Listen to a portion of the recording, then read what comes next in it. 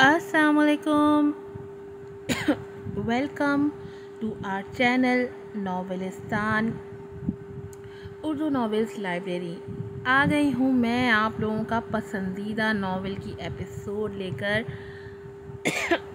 معذرت کے ساتھ گھر کے کاموں میں اتنا زیادہ بزی تھی, مشکل سے ٹائم نکالا. بھی یہ بہت زیادہ ٹائم ہو گیا تھا اور مجھے بہت زیادہ سننے کو مل رہا تھا, تو اس لیے جو ہے نا میں آئی ہوں آپ کے لیے لے کر میرا سوداگر میرا دلدار چیپٹر 2 سیزن 3 کی نئی ایپیسوڈ. جلدی سے چینل کو سبسکرائب کر لیں, ویڈیو کو لائک کیجیے گا, شیئر کیجیے گا, ریویوز دیجیے گا, بیل آئیکن کو ضرور پریس کیجیے گا. بڑھتے ہیں ایپیسوڈ کی طرف. میرا سوداگر میرا دلدار چیپٹر 2 ایپیسوڈ نمبر ہے 16.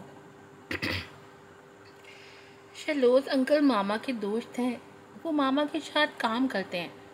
ماما کے لیے چاکلیٹس بھی لاتے, فلاورز بھی لاتے اور ڈریسز بھی. اس نے جانے انجانے میں یارم کو جلتے ہوئے انگاروں پہ گھسیٹ دیا تھا. کون تھا بھائی یہ شہروز جو اس کی ماہرہ کے پیچھے پڑا ہوا تھا؟ اس کو تو میں دیکھ لوں گا. وہ دانت پیستے منہ میں بولا اور عمل کے ساتھ مل کر ماہرہ سے ملنے کے نئے منصوبے بنانے لگا. 2 دن بعد.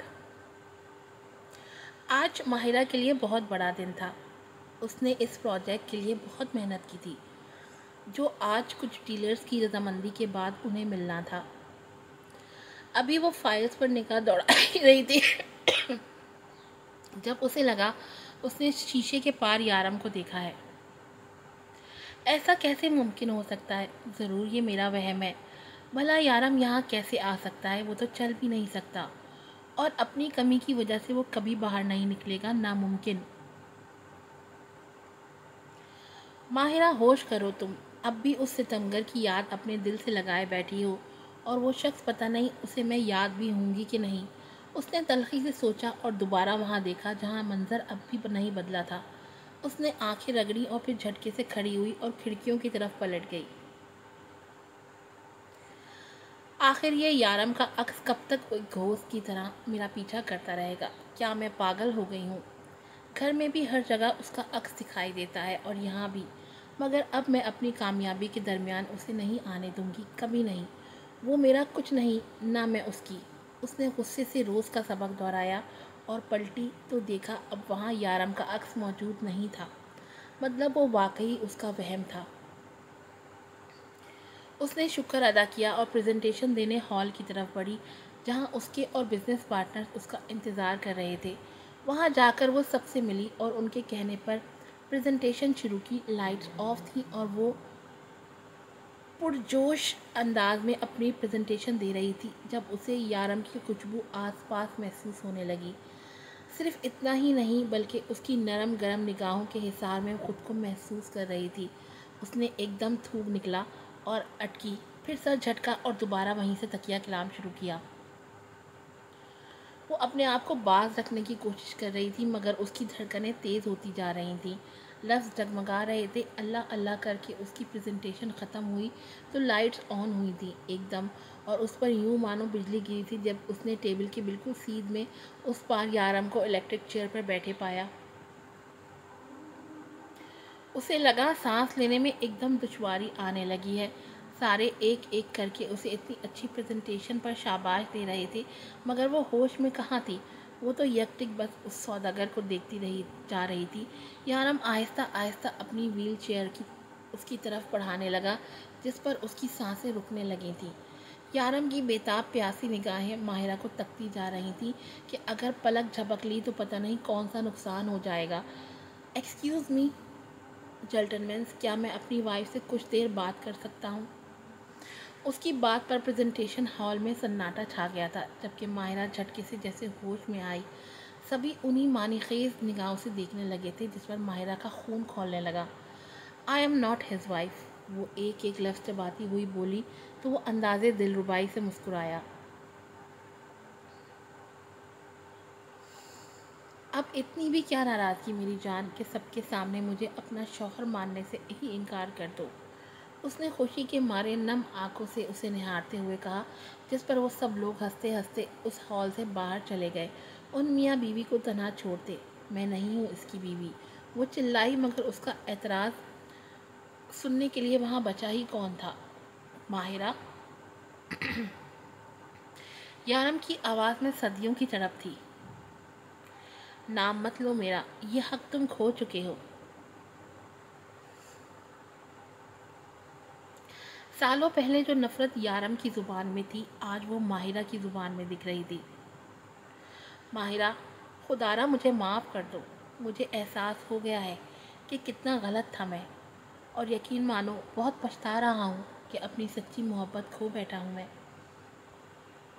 تم سے جدائی کی وجہ سے میں راتوں کی نیند کھو بیٹھا ہوں، اور میرے دن کا چین تو تمہاری دید میں ہے۔ وہ لرزتے لبوں کو شدت سے کاٹتے ہوئے بولا تو وہ سر جھٹک کر رہ گئی۔ ان چکنی چپڑی باتوں میں اپنی اس میرا کو پھنسائیے گا۔ یارم صاحب، میں اب آپ کے کسی سنہرے جال میں نہیں پھنسنے والی، وہ تلخی سے بولی۔ میں مانتا ہوں میں غلط ہوں ماہرہ، مگر دیکھو قدرت نے مجھے اس کی سزا دے دی ہے، اور تم مجھ سے جدائی موت سے مختلف بھی تو نہیں۔ وہ زخمی لہجے میں بولا تو اس کی بات پر ماہرہ کی نظر یارم کی ٹانگوں پر گئی، جن سے وہ چل نہیں سکتا تھا۔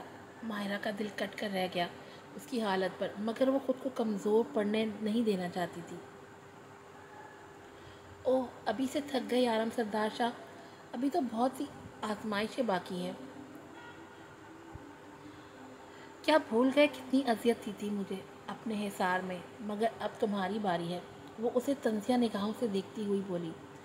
میں سب اذیتیں سہنے کے لیے تیار ہوں، مگر مجھے اس کا حاصل تمہاری صورت میں چاہیے۔ وہ درخواست کر رہا تھا یا حکم دے رہا تھا، ماہرہ سمجھ نہ پائی۔ آج تم نے آ کر میری اتنی امپورٹنٹ میٹنگ خراب کر دی، جس کے لیے میں نے اور شہروز نے دن رات محنت کی تھی۔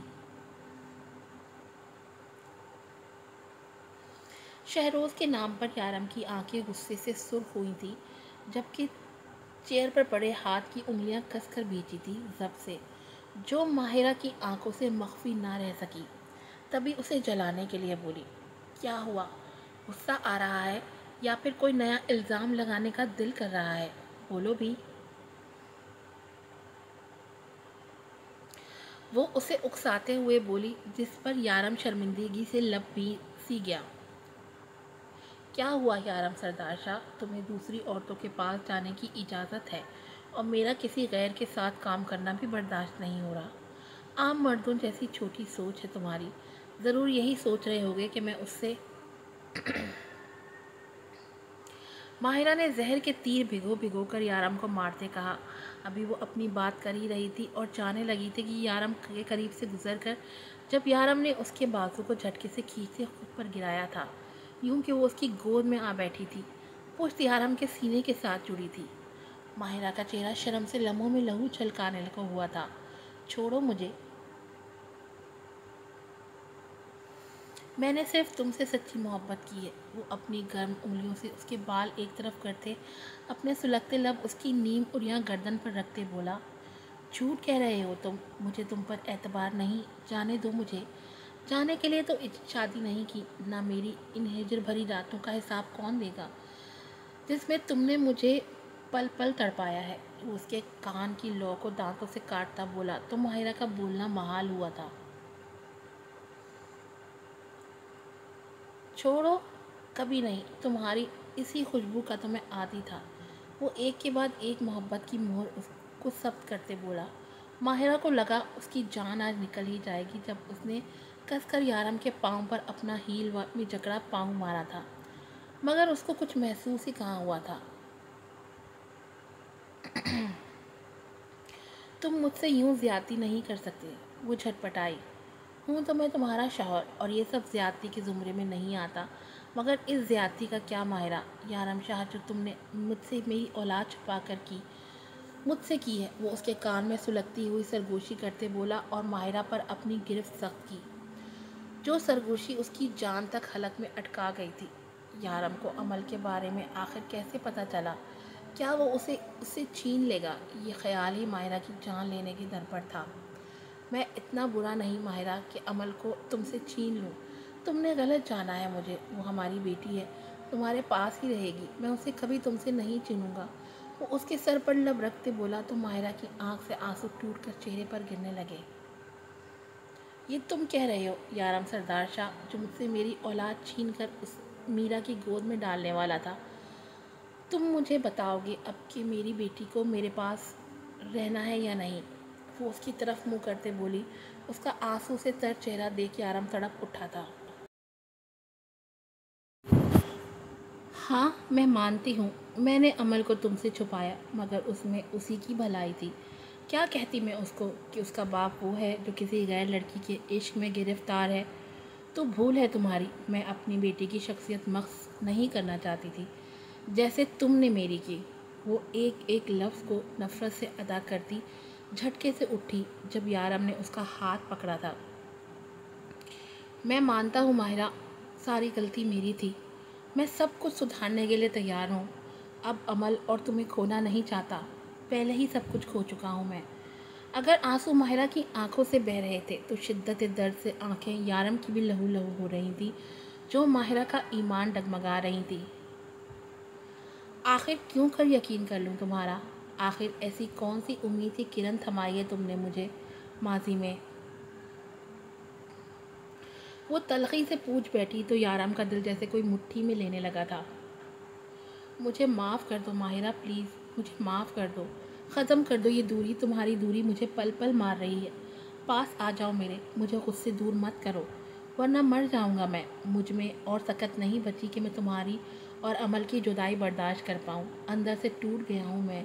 اب اگر اور تم سے دور رہوں گا تو شاید یہ سانسیں بھی بند ہو جائیں میری۔ ماہرہ نے یارم کا پکڑا ہوا ہاتھ پوری قوت سے اپنے ہاتھ سے خود سے دور دھکیلا تھا اور اپنا ہاتھ چھڑایا تھا اسے۔ یارم سردار شاہ، اب ان ڈائلاگز کا کوئی اثر نہیں ہوتا مجھ پر۔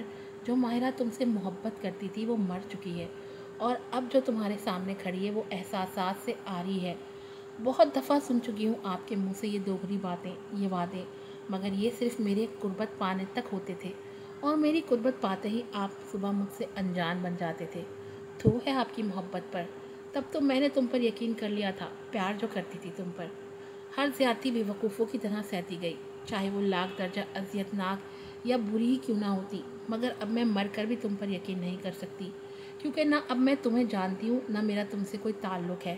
انفیکٹ یقین کرنا تو دور کی بات، مجھے تمہارے زندہ رہنے یا نہ رہنے سے بھی کوئی غرض نہیں۔ میری طرف سے مرنا ہے مرو، جینا ہے جیو، مگر میرا اور میری بیٹی کا پیچھا چھوڑ دو۔ ماہرہ شفاف لفظوں میں اس کی جان نکالتے دھاڑتے ہوئے بولی۔ یارم سردار شاہ سفید پڑتے چہرے کے ساتھ ماہرہ کا اتنا شدید رد عمل دیکھ رہا تھا۔ وہ تو سوچ بھی نہیں سکتا تھا ماہرہ اتنی بدل جائے گی۔ کیا وہ اس حد تک نفرت کرنے لگی تھی اس سے؟ آج کی ایپیسوڈ یہیں پر ختم ہوتی ہے۔ امید ہے آپ کو پسند آئی ہوگی۔ کیا اتنا آسان ہے یارم سردار شاہ کو معاف کرنا؟ کیا کسی بھی عورت کو کے اوپر ظلم ڈھانے کے بعد اتنا آسان ہوتا ہے کہ آپ واپس آئیں اور ایک سوری مانگیں اور اس سے کہیں سوری بولیں، ان سے کہیں کہ واپس آ جاؤ اور سب ٹھیک ہو جائے گا؟ نہیں، بھولتی نہیں ہیں اذیت ناک دن، بالکل بھی نہیں بھولتے وہ اذیت ناک دن۔ ہاں ہم مجبور ہو جاتے ہیں، ہم بچوں کے لیے فیصلے لے لیتے ہیں، لیکن ہم وہ سب کچھ بھولتے نہیں ہیں، وہ کہیں نہ کہیں ہمارے اندر گھومتا ہی رہتا ہے۔ آج طبیعت ٹھیک نہیں ہے، ایسے زیادہ تبصرہ نہیں کر سکتی۔ پھر ملوں گی آپ سے نئی ایپیسوڈ کے ساتھ۔ اچھے سے ریویوز دیجیے گا۔ السلام علیکم۔